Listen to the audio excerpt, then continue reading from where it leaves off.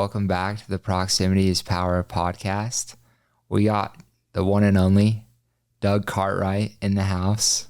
Doug, thanks for coming on today. Gage, thanks for having me, brother. I'm fired up. Dude, me too. Yeah. Doug is a freaking beast. If you don't know who he is, a little bit about Doug. He's from Salt Lake, Utah. He started his door-to-door sales career back in 2009, selling food storage. Food storage. Wise food storage, man. That's badass. Yeah, it was a good time. And then after that summer, he transitioned to Apex, which eventually became Vivint, and did that from 2010 to 2020. So 10 years at Vivint, crushed it, was one of the top salespeople I've heard. I've heard from multiple people at Vivint that he has the best sales training videos in Vivint's history, most watched, most viewed. And then he transitioned out of Vivint and started Alchemy sales coaching in 2022. And he's been doing that for the last 2 years. And they have over 100 members right now.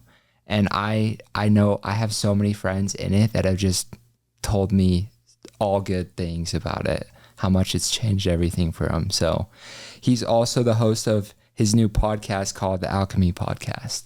So go check that out. I'm sure it's fire. It's fire, baby. We bring the heat. Let's go. Well, Doug, thanks for coming on, man. Gage, thanks for having me, bro. This is exciting. Dude, so where do we even start? Let's go back. So growing up, so Salt Lake, what were you like growing up? Growing up, I had a great childhood, man. I grew up in Salt Lake City. I went to Cottonwood High School, and was really into sports and did all the sports thing, kind of your typical, childhood. I was, a lot of people say, oh, I hated high school or high school wasn't for me. I freaking loved high school. Like, had lots of friends. I was kind of a hoodlum, had a good time, captain of the football team, kind of, messing around. It's kind of before the social media era. And so we were a little bit more external, playing outside and messing around, and you could pull pranks and no one's filming it, and so it was just, I look back at my high school and my childhood, and it was just a lot of fun, man. It was really exciting. And too, you're totally part of the bubble. Like growing up in Utah, you don't realize you live in a bubble. Everyone's the same race. Everyone kind of votes the same way. Everyone goes to the same church, and you're kind of locked into this little safety net, which is, has a lot of pros and a lot of cons. And honestly, really grateful for my childhood, man. It was shaped the way I am. And, as I look back at it, I feel really, really grateful that I had such phenomenal parents, and parents who supported me and loved me. And, especially as I get older, now that I'm in coaching and I work with a lot of people one-on-one, they share a lot of their troubles of their childhood with their parents and the frustrations. And, as I get older, I'm like, man, I'm part of the 0.01% where this came from a really safe, loving, supportive household. And I think that's really shaped me the way I am today, being in coming from a home of such love and support and connection. And my parents really encouraged me to go for my dreams and go after it. And on top of that, coming from a place of I'm worthy of it. You're capable, you're worthy, you deserve it, and we're here to support you. And that was kind of the norm for me in my childhood. And so, that's really shaped my life as I get older, as I've had conversations with other people who've had difficult upbringings. And so I've got a lot of gratitude for my upbringing and my parents and my childhood, for sure. It's huge. And you take it for granted while you're in it. But now, as you get older, you just recognize how lucky you were. Yeah. I'm the same way. I had great parents, always believed in me, always loved me, always, encouraged me to do hard things and work hard and go after big goals, Yeah. It's really important to have kind of that foundation. And it's really cool too, is if you didn't have that, it's you can rebuild that. It just takes a lot of work. Yeah. A lot of, inner reflection, a lot of, kind of looking at potential difficult moments of your childhood and kind of getting a better understanding of that, a better grip on that. And, there's a lot of support with coaches and therapy and whatnot for that, but it's a critical piece. Without that firm foundation of, self-belief, it's hard to really live a fulfilling life. Absolutely. Kid growing up, did you know what you wanted to do career-wise? So my dad was a stockbroker, And so it was funny because he actually told me, he was like, I remember growing up, he's like, hey, if you want to be wealthy, you have to own something. And so he's like, you need to start your own business or whatever it may be. But like, you know, you'll never be truly wealthy unless you own assets, have assets. Yeah. And so he kind of nudged me in that direction. I didn't know what business, but I've always was drawn to entrepreneurship. You know, in high school, I took college courses in high school on business. There's a program called Academy of Finance that I was a part of. And so you're taking courses on entrepreneurship and marketing and accounting. And so I always kind of had the entrepreneurship bug. You know, it's actually really funny. And it was really natural for me. So it was a fun story. I worked at Fans in high school, right? The sports store. We can buy jerseys and hats, and you see them at the mall. Sports Fans. Yeah. So I worked at Fans, and it was funny because the year I was there, in high school, Nike used to make the NBA swingman jersey. So if you see someone with like a LeBron James jersey or a Kobe Bryant jersey, had like the Nike swoosh on it, and Nike had all the rights to NBA swingman.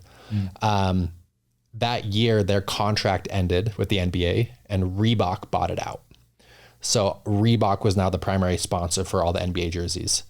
So Fans was doing like a clearance sale where it's like, hey, we have to get all of the Nike branded jerseys off our shelves because we're going to restock with Reebok.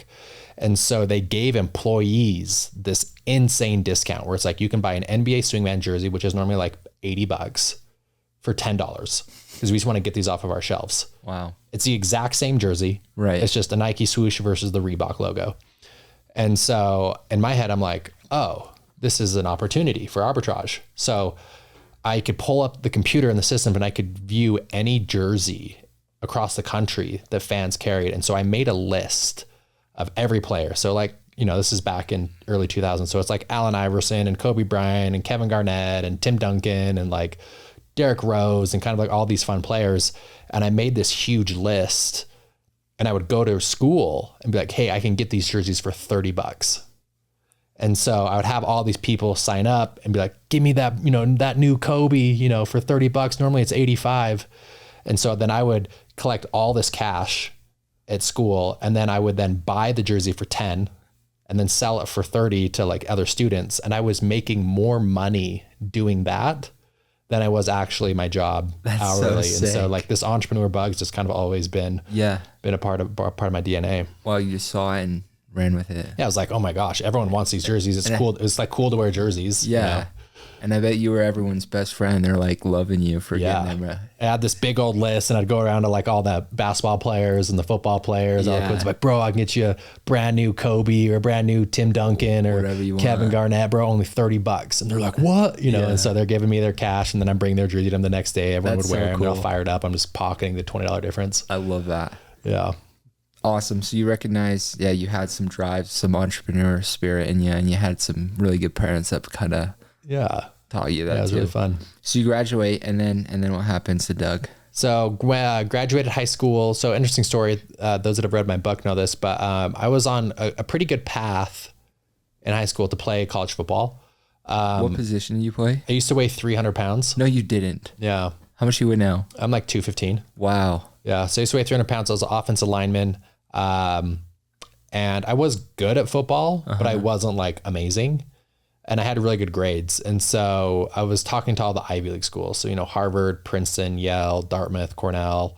And so I was going to go play Ivy League football and use football as a way to get a really high education. Smart. And then, leading up to my senior year, was asked to be a team captain. And I was big, I was bulky, I was playing really good. And then, halfway through the summer, maybe about a month before our first game, I lost like 30 something pounds in a month. I lost all my energy. Like something was off with my body, and I wasn't quite sure what was going on. And then it was the first day of 2 days practice, and I like passed out in practice. And so they took me to the hospital. They ran a bunch of tests, and, I was diagnosed with Graves' disease, which sounds really intense, but it's just the guy's name who discovered his last name was Graves. So it's not like in the grave, right? But Graves' disease was was just hyperthyroidism. So my metabolism was extremely unregulated. And so it was burning at a higher level really, really fast. And so I had to sit out the first couple games of the season to get my health back in alignment. And I just never kind of found my rhythm. You know, after my junior year, I had a really great junior year of football. Our team was really good. You know, we had multiple players play D1. We went to, the championship game in high school, the semifinals. And I just never found my rhythm. And so I kind of lost some interest in college football. And then by the end of the year, I think my only opportunities to play college football were like some Division III schools in the middle of, Midwest. And I'm like, I don't love it enough. So I grew up Mormon. And so I'm like, okay, I'm gonna go on my LDS mission. And so I go on my LDS mission. I went to New Zealand, which was incredible. Which mission? It was Auckland. That's where my older brother served. Oh, sick. That's sick though. Yeah. Cool. So sick. Yeah. And, in the Mormon faith, right, there's a standard of worthiness you're supposed to abide by before you go. And I, broke some of those rules. I had a girlfriend before I left, and we had got in some of that gray area. Mm-hmm. And so I was feeling the guilt of that about 9 months into my mission, and confessed on my mission because, I was, really bought into being a good missionary and just wanted to have a really clean slate. I didn't think I was going to get sent home for it because it wasn't super extreme.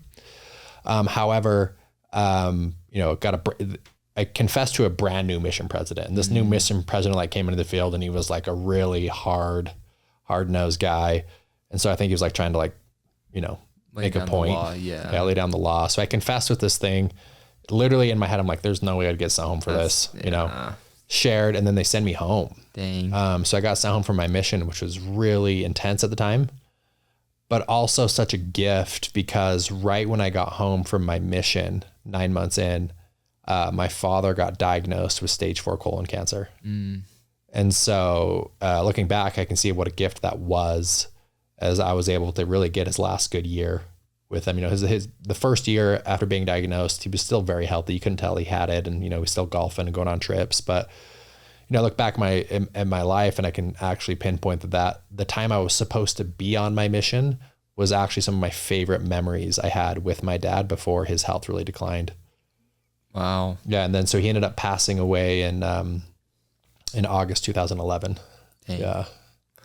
Dang. Yeah. I'm sure in the moment you're like, frick, why am I getting sent home? But that was probably the best. Yeah. And it's funny too, cause I don't know what it was, but you hear people get sending home from their missions, and there's so much shame and guilt and embarrassment. Mm-hmm.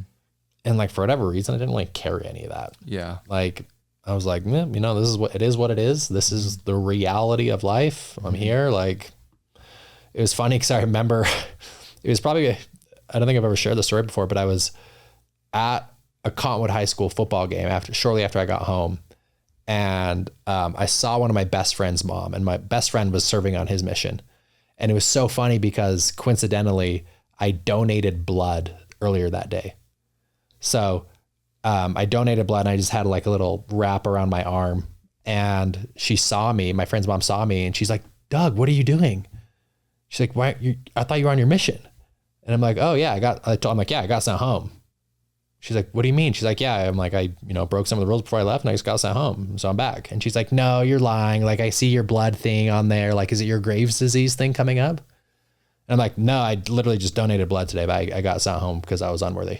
And she's like, what? No, you're teasing me. And I'm like, nope, I was unworthy, and I got sent home, and I'm back. And it just there was no shame. There was no guilt. And I remember she was kind of shocked. She was like, oh wait, he's being serious, And, yeah, it was just for me. I don't know what it was. I was just I think on a bigger picture, what I'm sharing within Alchemy, the importance of to live a really healthy, happy life, you have to accept reality.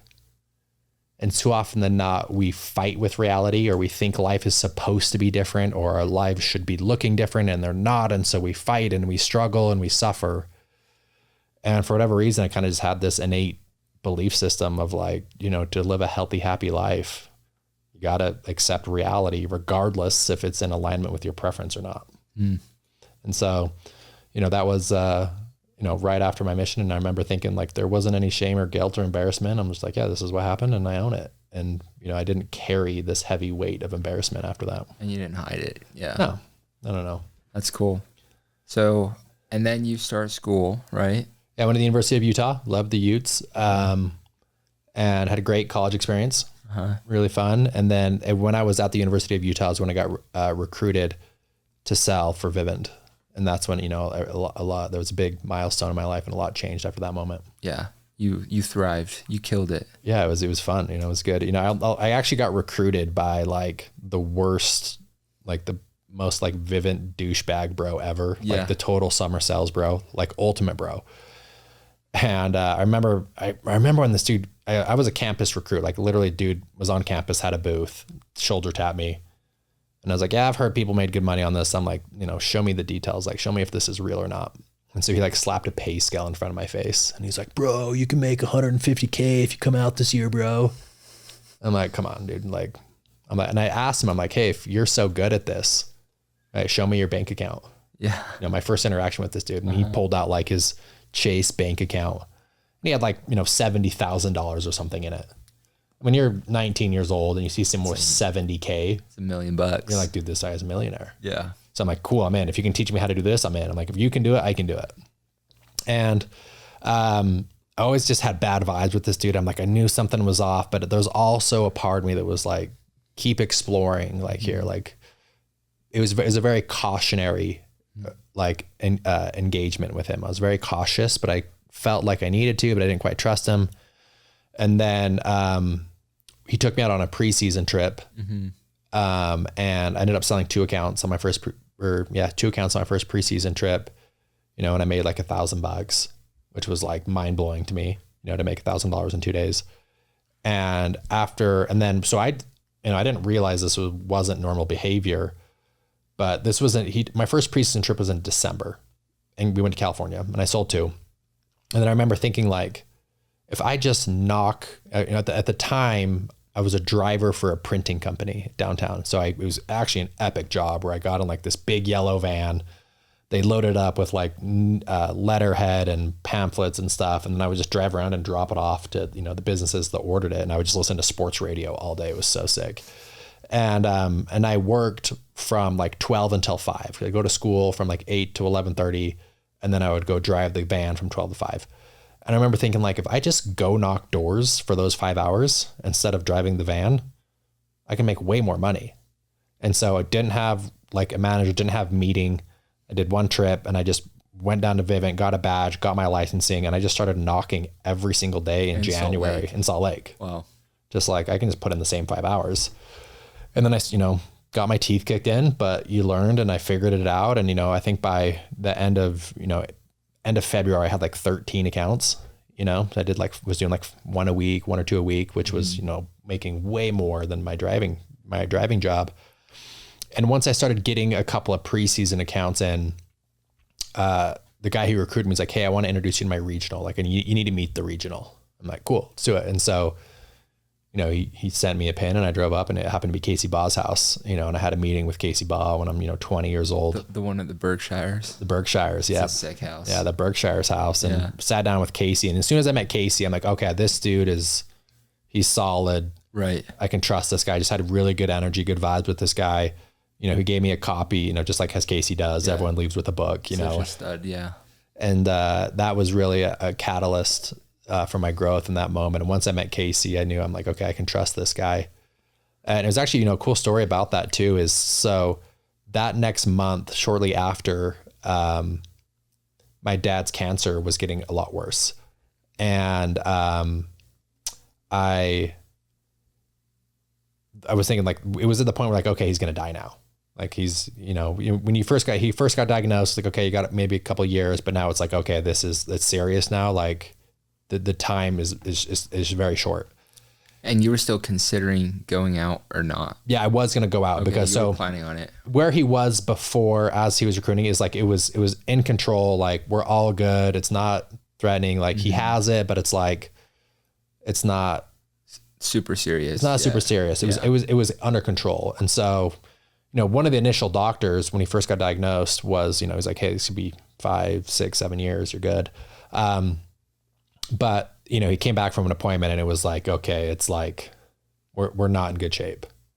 So we didn't know if it was gonna be like a month, 6 months. It was basically like, you've got less than, we got about 9 to 12 months left, So I'm like, there's no way I'm going to go out this summer. Like, I'm not going to, my dad's going to die. And so I remember taking that information to Casey, and Casey gave me like this really great offer, and he was very supportive, showed up as a friend. And he just said, hey, if you go out this summer, and it's totally your choice, he's like, just know that if you do decide to go out, whenever you want to go home, you can go home as much as you want. I'll buy all your flights. So you can go, like, let me know. I'll buy your flight same day. You can go home. So that felt really good. And I took that information back to my dad, and he's like, yeah, I feel good. Like, give it a shot if you want to do it. And so went out that first summer to Fort Worth, Texas. And in about a 6-7 week period, I sold 50 accounts. Solid 50 accounts. Because most people at Vivint sell like 30 in a full summer. Right? I think my second week ever, I did 13. Wow. And so I just came out ripping. You killed it. Yeah, I just came out ripping. And around the 4th of July, I got a call from my mom, and she was like, hey, like, I think it's time to wrap it up. And so I flew home around the 4th of July, and it was actually really cool because, I had money in the bank account. At that time I was living with my parents, to help out with my dad. And I look back at that month, and it was like one of the most special moments of my life, because I literally got to watch my dad die with no other responsibilities. And so I got to, have lunch with him, watch shows with him, talk to him, hang out with him. Didn't have to go to a job, didn't have to work. I was just able to be really, really present in that moment. And then he ended up passing in August 2011.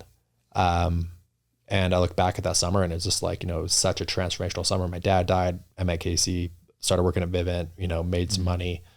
And, I can look back at that summer. That was one of the most pivotal summers of my life. Wow.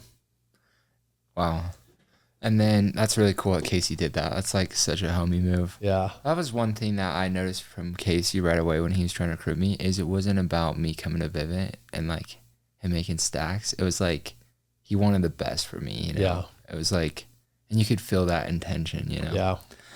That's awesome. What were you thinking as far as like, were you like, oh, I'm doing this summer sales thing forever? Was that kind of the plan? Or actually not. So after that first summer, it was, interesting. It was the same time the movie The Social Network had come out, right? Great movie. It's about Mark Zuckerberg and building Facebook. And so everyone's trying to be an entrepreneur. Everyone's trying to build an app. And I had a friend of mine at the time who had a startup and had a lot of momentum. And he actually asked me to come be his chief of sales. And he's like, hey, I'll bring you on board. We'll give you some equity in the company. We're going to go move to California and kind of do this. And you hadn't graduated college. I was technically still in school. Yeah. Okay. I ended up graduating shortly after, but, he was encouraging me to come out and move to California with him. And so, obviously that was kind of like a flashy lifestyle. Mm-hmm. And I was confident that I was going to go do this startup. And however, though, the previous summer, due to my production, I won like the incentive trip. And so it was like, we're going on some cruise. And, again, speaking of Seaball, right? So one of the nights, Seaball and I start talking on the top of the houseboat around like 10 o'clock. And we probably chatted till, 3 or 4 in the morning. And, first just kind of checking in, how you doing? I know your dad just passed. Like, how can I support you? And I also asked him, hey, I've got, $10,000, what should I invest in? So I was going to ask him for some investment advice. And on the investment advice piece, he gave me some really powerful investment advice. He was basically saying, until you have like 50K, use all of your money to invest back into yourself. So good. Right. Invest in coaching, invest in training, and go to the course. Yeah. If you don't know what to invest in yourself. Totally. Right. Yeah. And then he was like, he kind of laid out the roadmap of Vivint and was like, I'm going to challenge you to go all in this thing. I want you to commit to Vivint for 5 years. Like, it's not going to make sense for you to go out and just be a rep again. Like, go manage, go build a team, go recruit, go all in, go get equity. And after that conversation, I was like, I'm all in Vivint. And so got home, turned down the other offer, and then just started recruiting all my friends, running preseason trips, recruiting guys, building a team. And that following summer, 2012 summer, I was managing an office of, 30 dudes, having only 6 weeks of summer experience, at 21 years old, and, went out to Houston, Texas, and, we did 1,500 accounts. Baller. Yeah. Dude, that's awesome. Yeah. Casey's such a good leader because he's so good at painting the vision and getting people to buy into the 5-year plan. Because, I never had that talk when I was at Active. Like, no one ever, every summer, I was like, am I going to do this again? Am I not? Yeah. But if I would have just committed 5 years, like Zach did, I would have smoked, you know? And totally. I did good. Yeah. Well, I could have done way better. Yeah. So you crush, and then you kind of just keep crushing at Vivint for. Yeah. That was the first year I made money. Right. And so, made multiple 6 figures, 21, and it was actually cool. I got my first back end check. And I actually took that whole check and I invested it into the 313 investment. What's that? So it was when Blackstone was doing their buyout. You could actually buy in with Blackstone. Wow. So the first year I actually made money, I didn't get to keep any of it. You gave it all back. I put all of it, and I actually even took out a loan to get more. Dude. And just double leveraged the 313 investment. Wow. Yeah. Wow, I didn't know that. And then, ran another team. 2013. Yeah. So then 2013 to 2015, 2016, I'm just running teams at Vivint. And every year getting better. 2014, that was when I was kind of consistently at the top leaderboard. I almost finished number 1 that summer, didn't quite get over the hump, but I installed 356. Wow. Office did well. And then just kind of kept that momentum though for the next 3 or 4 years. That's when I started getting asked to do training videos. And all of that. And then at 2017, I got asked to do a really great, cool role where basically I had a company sales trainer role. And so I still to this day, I think I might be the only one where I actually worked with multiple regions, because at the time, the regions were very competitive. Separate, yeah. Very separate. And so I actually would fly into different regions across corporate trainer. Yeah. Everybody. And so I would do corporate training. I'd be in Philly, then I'd be in Dallas, and I'd be in, Albuquerque, and kind of just go across the board, Louisiana, and then go into an office, run correlation for a couple of days, then actually go out and knock with the reps. Did you like that? Loved it. Yeah. Yeah. I loved it. That's cool. So it seems to me you said you got your teeth kicked in right when you first started knocking, but it seemed like you picked it up pretty quick. Yeah. I think, I did pick it up pretty quick. I know this is, it's crazy. I'll tell you my first door I ever knocked, right? So let's rewind back. I'm driving that van, going on this preseason trip. This is one of the greatest gifts I got from the universe. And so I shadow this guy for maybe 10 minutes, and he's gives me a slick, and he's go figure it out. And I'm and we're in Compton, California. We're in the hood. Mm-hmm. And so I walk up to this door and I knock on the door, and I have no idea what to say. And this guy answers the door really wide, and he's like, "Hey, how's it going?" And I'm just like, "Hey, sir, I'm here to upgrade your alarm." And he's like, "Cool, I've been meaning to do that. Come in." I'm like, "What?" And I walk in. The dude was just the easiest sell ever. He's like, "Yeah, I've been wanting to get the new alarm. My old one runs on the landline. We've been wanting to do this. We've been looking for this. Cool, let's do it." And I remember thinking "Oh, this is the easiest job in the whole world." And so, my first deal ever was a total gimme. But, of course, just, with the statistics, eventually, the next day, then the next day I'm knocking, and I found myself sitting on the curb questioning my existence as a human being, right? Happens to everybody. It happened to me, right? Yeah. It happened to me too. But yeah, I think, one thing I got really, really lucky on with timing is because I didn't really get good training. No one trained me. I kind of figured out myself. My first summer selling was the first year that Vivint introduced home automation. So door lock, camera, thermostat, smartphone app, right? It was the first year of actually selling additional services. Mm-hmm. And so in my thought process was just I'll just go to upper middle class neighborhoods where they already have alarms and then just pitch this cool stuff. Because at the time everyone was kind of selling in the ghetto. Mm-hmm. And so I kind of just drove myself out there and started knocking areas that hadn't ever really been knocked by Vivint. And I would just pitch smart home services. Hey, you already have an alarm. That's great. This works with it. And then I would pitch them, and then we'd switch them over. And so, again, my second week ever, I did 13. is just by going into like middle, upper class neighborhoods where everyone kind of has a basic alarm. And that's the entrepreneur in you, like just seeing the opportunity there. Yeah, and making it happen. That's awesome. What's your best advice for a rookie in door-to-door? Best advice for a rookie in door-to-door. It's obviously, very situational. But if I could come up with like one overlining insight in door-to-door is it takes a lot longer than you think it's going to take. And if you can build a muscle of resilience and just don't quit, it will pay off. Amen. It's going to take longer than you think. That was great. Yeah. And it's going to be more painful than you think. It's true. If you can have a high tolerance to pain, and increase your ability to be patient. Yeah. Delay gratification. Delay your gratification. Yeah. I've seen people who have been, I'm like, dude, there's no way this dude's going to be a good salesman. And they crush it. And they just are resilient and they stick it out and they just have a good attitude and they're persistent. Yeah. It's the heart. They just, selling is just like any other skill set, right? If I'm really bad at piano, I've never played the piano before. If I sat down in front of a piano right now, I'd have no idea what to do. Right. But if I hired a teacher and I practice and I practice and I practice and I practice and I practice and I practice and I practice and I practiced, a year from now, I'd be able to put something together, right? So sales is a skill set just like anything else. And it just takes a long time. And I think the number one issue a lot of reps into is there's two things is they make their decisions emotionally, right? They get into an emotional state where I'm frustrated, I'm disappointed, I've got a lack of self-belief, I'm in a fear state, and they let that emotion dictate their decision-making process. And they're impatient. We expect results, like you have this expectation that I'm gonna go out and crush it. And some people do, but most people don't. At first, right? Yeah. And so your ability to actually commit to the process and know that to master something requires high levels of concentration and focus consistency. Yeah, I agree 100%. And then it seems like you kind of picked up leadership pretty fast.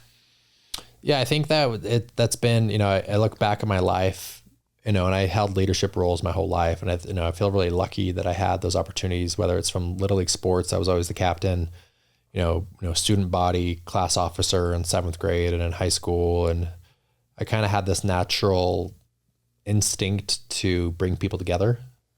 And, actually looking at leadership as a skill set and then, mastering that skill as well as reading books on leadership as well has been really, really helpful. But it's something that it naturally fires me up.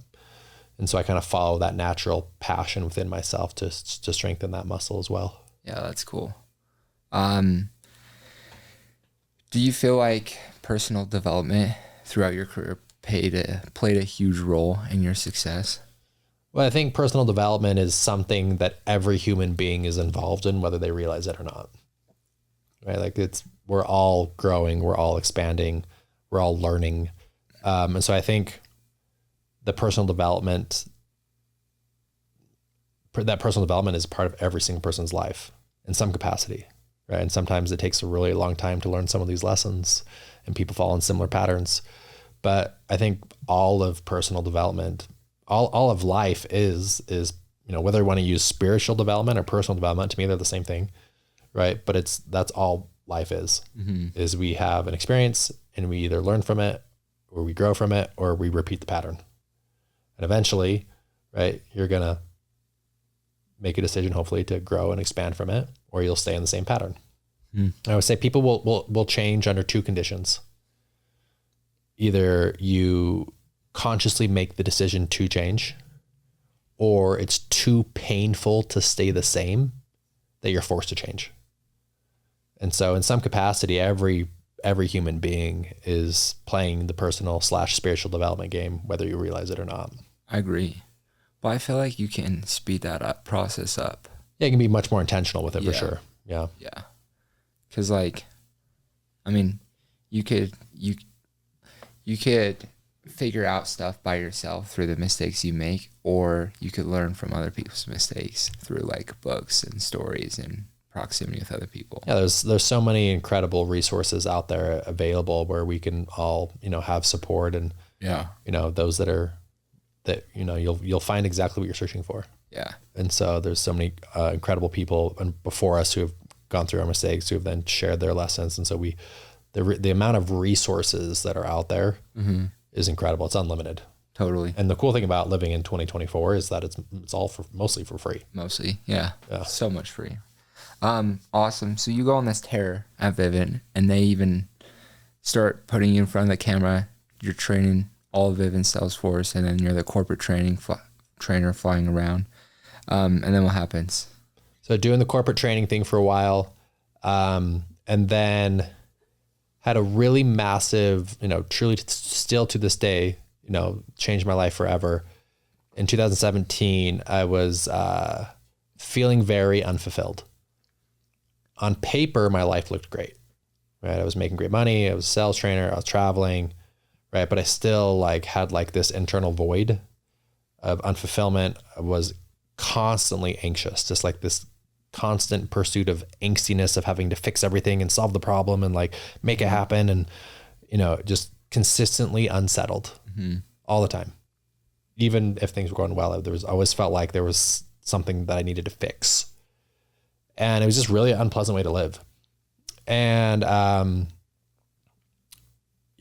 decided to explore other modalities of healing, of insight, of peace, and decided, I was kind of like the Vivint bro, I was, kind of that mentality, tough guy thing. And I'm like, you know what, I'm going to open up the door here into, mindfulness, spirituality, yoga, and just really kind of explore that space.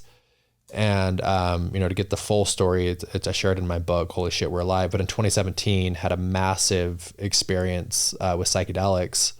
They kind of fell into my lap that just showed me another viewpoint of life. And that moment was so powerful and so insane that, really 2017 to 2019, I was basically doing Vivint the bare minimum just to pay my rent. And the rest of my time was to explore and expand my mind. And so I took a lot of that time in 2017, 2019 to really slow down and actually, consider my existence as a human being. I had left the Mormon church at that point. I'd just been broken up with by the girl who I thought I was going to marry. I kind of was walking away from being known as the Vivint guy. So my whole identity was kind of up for interpretation, and really studied a lot of deep inner work, wisdom teachings and books and courses, and was going across the world and doing the meditation retreats and the yoga retreats and the ayahuasca retreats. And, it was one of the most, that 2-year window, was probably the most important 2-year window of my life. And had kind of this really powerful insight as I was doing some deeper inner work of I remember having insights where wow, there's so many people in my community at Vivint who could really benefit from some of this content and this interpersonal development work. But at the time, it just felt really unapproachable, right? Because I went way off the deep end. I was I remember people calling me out, and Doug's gone crazy and he's weird. And I was in the clouds for a little bit, but, I had to go explore that side. And so 2017 was, the most pivotal year of my life.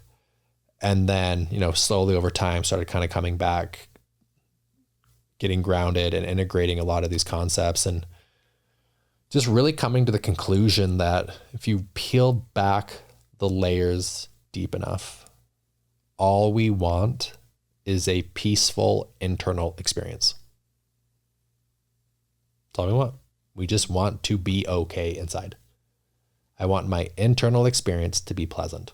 Totally. That's all we want. And a lot of us think that it's going to be the money or the car or the body or the hot partner or whatever it may be. And then you kind of get some of those things and you're like, oh shit, it's not. I'm still the same. Yeah. It's funny. Do you ever realize that once you get something you really, really want, you kind of don't want it anymore? Yes, sometimes. Yeah. It's funny how that works. And so, yeah, it's okay, how can we incorporate our lives in such a way where we can find deep purpose and meaning internally and have a beautiful internal experience and still consistently grow and expand in our businesses and in our relationships and make impact and grow and have healthy businesses and healthy relationships and great family and great friend dynamics. And so, that's kind of like the path that eventually led me to Alchemy, and why I started my coaching program, is to help inspire people to live the healthiest, happiest versions of their lives while having a positive, healthy internal experience, while still making an impact and growing their finances and their business and their brand. That's beautiful. Yeah.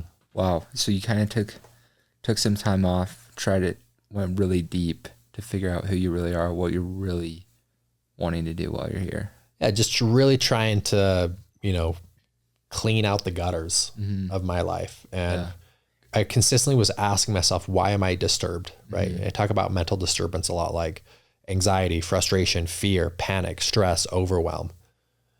And when we feel those things, our natural response is to fix them. Like, okay, I'm anxious. How do I not feel anxious? Right. I'm in fear state. How do I not feel fear? Right. I'm frustrated. How do I not feel frustrated? That was kind of like the typical response. And then, but I went deeper. I'm like, okay, I'm anxious. I'm not going to fix the anxiety, but why am I really anxiety? Like, what's the core root of the anxiety? And that's where I went, right? Again, it's like, for example, if you're really, really lonely, we think, okay, maybe I need to go get a girlfriend, right? Rather than that piece, I'm like, actually, why am I actually lonely? And if I can heal that and just be like on my own, I'm like, hey, I just don't feel lonely anymore. I won't need anything from anyone. And I can just be okay within myself. And so I spent a lot of time asking why. My mind is disturbed. Why? I'm feeling frustrated. Why? Not how do I fix it? How do I get rid of it? How do I make it better? It's like, why? And just sat with that and peeled back the layers deep enough there and worked through some really beautiful things. That's awesome. Yeah. Most people don't ever go that way. Yeah. That's cool. Yeah. And then you started writing your book. Yeah. I wrote Holy Shit, We're Alive in 2000 during COVID. It was kind of my COVID project. That's awesome. So it was kind of nice to knock that piece out. That was kind of fun. That was a fun experience, and book did really well, better than I thought it was going to do. That's awesome. And then the book, I moved to LA in 2021, and kind of lived in the LA life. And then, had this very clear intuitive hit where it's like, oh, I need to create a coaching program designed for sales reps, to work on the inner game of life. So inner mastery for sales reps. And so I launched Alchemy in 2022. And it was interesting because I remember thinking like, oh, I'll just pitch it on my Instagram.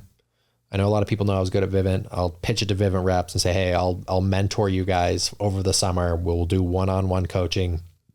I'll walk you through my processes, thinking like, oh, maybe 10 people will sign up. And I launched that thing, and within 24 hours, I had 30 people sign up. And I'm like, oh, okay, there's a business here. Yeah, you're needed. Yeah. That's awesome. And that was it, kind of, the rest is history on that piece. Crushing it. Yeah. No, I've loved what I've seen from afar and close, honestly. Like going to your Alchemy summit here in Provo was freaking badass. Like it was sick. Yeah, man, we bring the vibe. It was awesome. Yeah. Yeah. Really cool. So shifting gears a little bit, so you've had like a lot of success. You've had a lot of challenges that you've figured out why you were having those challenges. Like you've gone through a lot. I feel like you've lived a lot of lifetimes, like just from talking to you. But my shifting gears, I want to ask you, do you believe that proximity is power? And if so, how important has it been to you in your life? Yeah. Let me ask this. When you say proximity is power, how do you define that? I define it as like, I think the people, the music, the podcast, the books, just any people in your life that's talking to you in some way is either influencing you for the better or not. Yeah, I think, we, on a deeper level, I believe that we are the consciousness who has experienced the sum of our learned experiences. Mm-hmm. Right. So your preferences, your belief systems, your ideas, your thoughts, your likes, your dislikes are all based upon your experiences that you had to this point. Right. External. Mostly. To this point in your life. Like the whole reason why you like these Nikes, we could pinpoint it somewhere to that one point. There was someone that showed you the Nikes and you thought they were cool. And so you thought it made you cool. So now you wear Nikes. Like everything in life goes back to some experience you had. Totally. And so I think it's very important that we're aware of that. And I think the proximity piece is really important because we can kind of choose what we let in. And so, yeah, it's a big piece. You know, here's a prime example. You know, election season is right now. It gets crazy. I have no idea what's going on. I made a very conscious decision after 2020 election that on all of my social media platforms that I blocked anyone who talks about it, blocked. Anyone who posts about it, blocked. Every word on my Twitter, blocked. I have no idea what's going on. And not because I'm not going to vote, because I'm going to vote, right? But I want to be the one who's actively, consciously just choosing what information I'm bringing in and do it my way rather than being influenced. Because we, you know, we're a lot easier. We're a lot more able to be influenced than we realized. Mm-hmm. Like we're all influenced in ways that we don't even realize. You know, the easiest person to fool is ourselves. And so I want to be in control of that. And so, you know, I think proximity is power is really important, and it's bigger than we realize because every input that's happening, every experience we have is making a mark. Yeah, I agree. And so it's really important for me. You know, I don't follow any news. I don't follow any celebrities. I don't follow any politicians, right? Because I like to keep my internal peace, you know, clear. That's cool. And so, you know, I try and do a conscientious effort of feeding my mind and my heart and my soul daily with things that uplift me, that inspire me. Because, you know, we're all very easily influenced. That's cool. No, I agree. I think, yeah, every interaction with anyone or any song, like, nudges you one way or the other, you know? Yeah, creates an imprint. It totally does. Who were some of the big mentors along the way and why? Big mentors for me. So my dad, for sure, right? My dad was a strong man of integrity who worked hard and didn't cut corners and, you know, was very trusting of the process. I have another mentor, Dave Ayer and Stan Hansen. They grew up on my street, very successful entrepreneurs, great family men, you know, people of high integrity, of high trust. And they kind of took me under their wing after my dad died. Casey Baugh obviously has been a phenomenal mentor to me. A mentor who's made the biggest impact on my life, and it's not even close. Someone I've only met twice, but his name's Michael Singer. He wrote a book called The Untethered Soul. So good. His work, and I actually was doing the math yesterday between all of his courses and how many times I've listened to his books and all the podcasts he's done. In the last 7 years, I've put in over 8,500 hours. Wow. Into his work. That's no joke. And so I'm literally, you know, his work to me is so profound that I'm literally trying to rewire my subconscious to have it be my baseline. Wow. And so Michael Singer, by far, to me, is the most influential human being in my life. Wow. Yeah. If you haven't read Untethered Soul, it's freaking good. Deep, man, dude. I'm not being sarcastic, Gage. I bet I've gone through that book 50 times. Wow. And every time I go through it, it feels like a different book. Wow. Because the depth, like you read it and you're like, oh yeah, I get that. And then you go through, have life experience. And you go through it a year later and you're like, oh shit, I know what he meant there. Yeah. And you have another year and then you go through and you're like, oh, there's another layer. That's actually what he meant. And then I know as I continuously read that book, every time it's deeper and deeper and deeper. It's like, it's so profound. That's awesome. Yeah. Share with me your biggest failure. How did you overcome it? Biggest failure was the daily shifts. So after Vivint, I wanted to build an app, a personal development app. Great idea in theory. So it was like a habit tracker, you know, sleep, exercise, diet, goal setting, breath work, meditation, raised money from some really close friends and lost it, right? It just failed. It was a failed app, you know, it was a failed business. And, you know, I got into the arena like right at the same time as companies like Calm and Headspace. And just got outpowered and outworked and I had no idea what I was doing, you know. Funded. Yeah. Yeah. And so as I look back at that though, what I learned through that experience absolutely was necessary in order for me to be able to be where Alchemy is today. Like, you know, I went and just got tattooed in the entrepreneurship arena, just tattooed. Yeah. Lost a lot of money, but learned lessons you can only learn by getting tattooed in the the arena. That's awesome. Yeah. What are some of your favorite habits? Favorite habits. So I'm going to say the cold plunge, but it's not because why people think, right? Cold plunge is hot and cool right now, and I'm sure it has really great benefits. I love my early mornings, and it's not the only reason, but the main reason why I cold plunge is because it just wakes me up. Like I wake up and I'm really sleepy. Oh yeah. I'm kind of groggy, and then I go get in my cold plunge and I'm just awake. So it just helps me like get that momentum going. Another habits I love is I haven't slept with my phone in my room for probably 10 years. That's cool.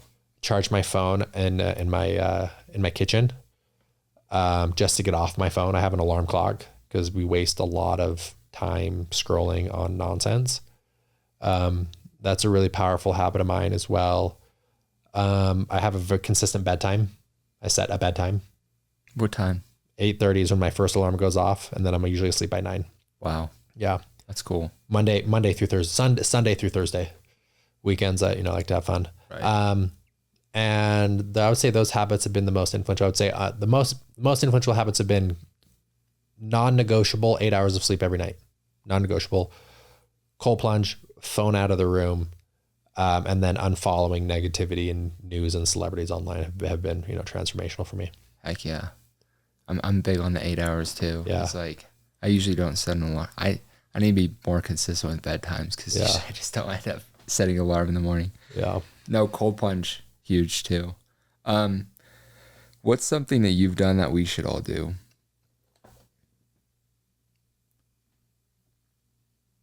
It's a really good question.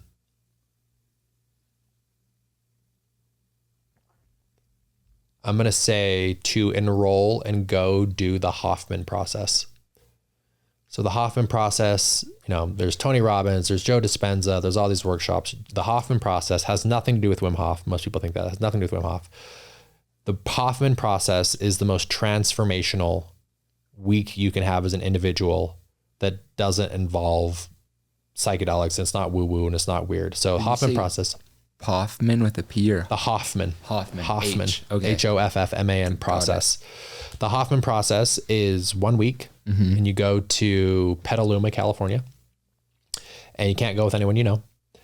And they take your phones, they take all your distractions. You can't read, you can't listen to music, right? You have to just sit with your shit. Okay.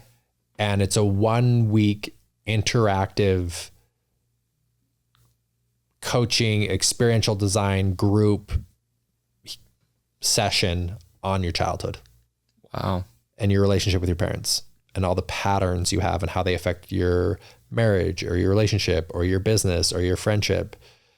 And you can only do it once and you have to go alone. I did it in January 2022, and you think, Tony Robbins or UPW is great. This is the next level. There's about a 1 year waiting list to get in. How much is it? It's like $5,500, really affordable. Yeah, that's not bad at all. And it is by far the most transformational weekend you can have as a human being. It's literally 20 years of therapy in one night. And it's so cool because it's just a pure love. It's not salesy. They don't try and upsell you on anything. They're not selling you an $85,000 platinum membership at the end, right? They're not trying to get anything out of you. It's not weird. It's not cultish. It's just like pure, genuine inner work with people with really good intentions. And it is absolutely life-changing and transformational. And every single person you talk to who's done it would say the same. Wow. That's cool. I actually haven't heard of that. Yeah. That's awesome. Yeah. It'll change you. That's cool. Yeah. I feel like, the Day with Destiny, Tony Robbins course was like the first time that I did some like deep meditations about my childhood and how like my parents especially influenced me. And it was like shocking. So it was cool though. Yeah. So Hoffman would be 1 week on that topic. Yeah, I'm scared of that. Yeah. But that's awesome. It's intense. It's really intense. Hoffman process. Everyone should go do that. Yep. 3, 2, 1 pivot. What are 3 books that have impacted you the most and why? 2 people and 1 quote. 3 books that have impacted me the most. Number 1, Untethered Soul, Michael Singer. Number 2, Alchemist. Number 3. Oh man, how do I pick a third on this list? You can do 5 if you want. Yeah. I'm going to say, okay, top books. Untethered Soul, Alchemist, The Surrender Experiment by Michael Singer. Actually, I haven't read that one. That's his like part 2 of it. Living Untethered, Michael Singer. And then I'm going to say, let's throw in another fun one here. I'm going to throw in a straight fiction book that has nothing to do with personal development. It's just a freaking fun read. If you just want to sit down and read a hell of a fun book, just for fun, Dark Matter by Blake Crouch. It's my favorite fiction book. Really? It's a sci-fi thriller. Has nothing to do with making money or getting in shape or personal development. It's just like a really fun, entertaining read. Heck yeah. Yeah, so I'm going to throw that in there just for fun, right? We got to keep it light too. Yeah. So it was 2? Yeah, 2 people. 2 people who have influenced me the most? The most, and why? Again, on the topic, Michael Singer, right? Just his content, his body of work, so absolutely transformational. And another person who's influenced me the most, I'm gonna go with my dad.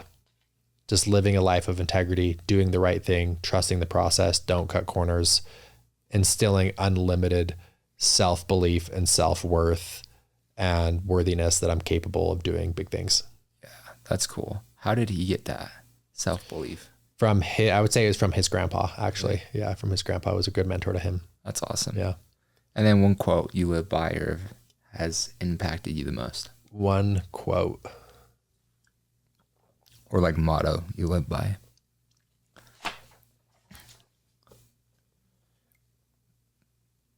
Man, there's a lot floating in my head right now. One quote.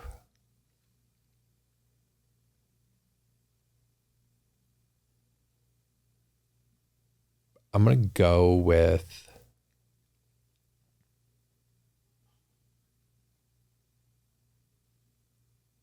the moment in front of you has nothing to do with you. And the highest thing you can do in life is that every moment is better off because you interacted with it. Wow. That's a new one for me. That's cool. Love that. What gets you excited in life right now? So many things. Good.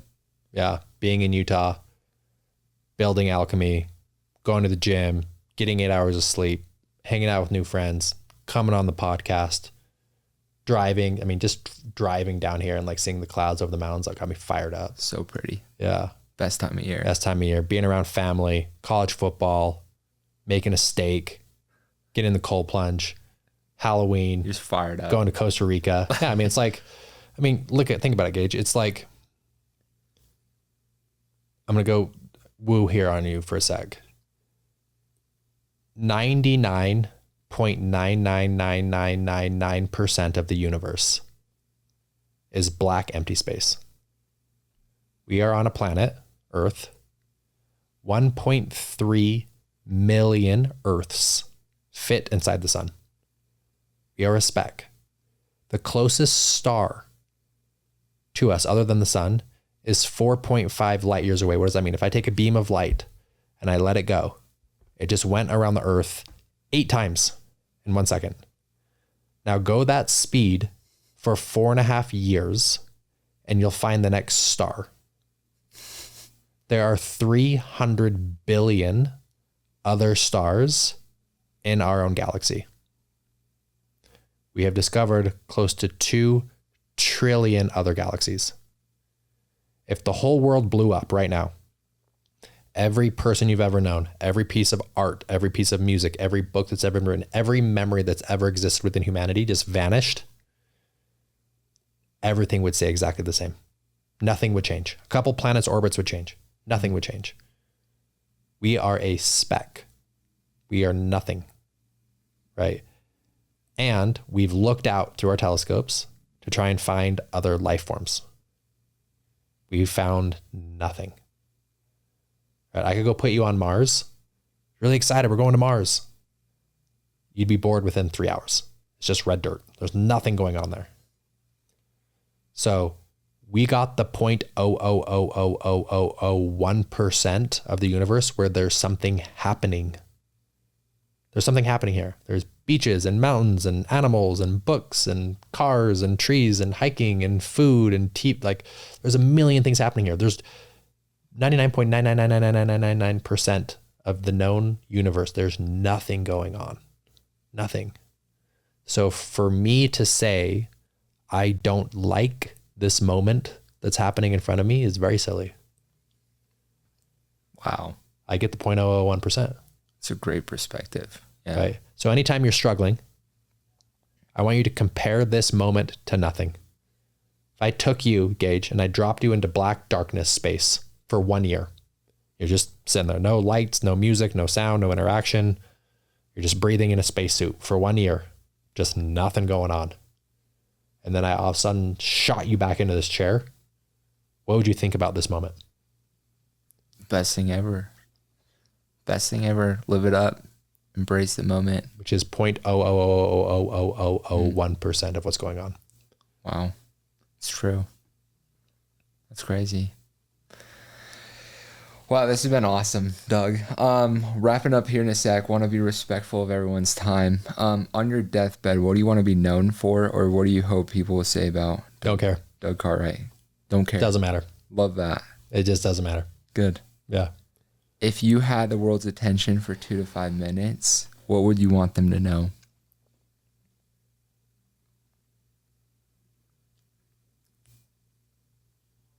Two to 5 minutes at the world's attention. That if you learn to remove the blockages of your life, your preferences, your traumas, right? Your way you think life should be. If you can relax and release through your anxiety, you can relax and release through your fears, you can relax and release and get centered rather than fighting with life. You can tap into an energy source inside of you. That's your normal internal state, which is filled with love and joy and enthusiasm and excitement. And that becomes your natural state because you're not using the world to fix you. You're already fixed. You're okay. And once you're okay and your natural state is I totally accept life. I can handle whatever happens to me. I'm okay. I've worked through my issues. I've worked through my preferences. I've worked through my traumas. You tap into a natural state of energy that is so enthusiastic and blissful and full of love and full of joy. And when you start operating your whole life from that state, you can produce really beautiful, meaningful work that helps and inspires others. Wow. That makes a lot of sense. That's beautiful. Doug, you're a beast. Dude, I'm happy to be here. I'm fired up. This is awesome. You're going to run through a wall after this. Last question. Where can people find you? At Doug_Cartwright on Instagram. Cool. Book is Holy Shit, We're Alive on Amazon. And I respond to all my DMs. So shoot me a DM on IG. Say what up. Awesome. Go check out the pod. Yeah. The Alchemy podcast. Yeah. Doug's dominated, and he's going to continue to dominate, and it's fun interacting. And thanks again for coming on the pod. Thanks, Gage. Until next time. See you, brother. Peace out.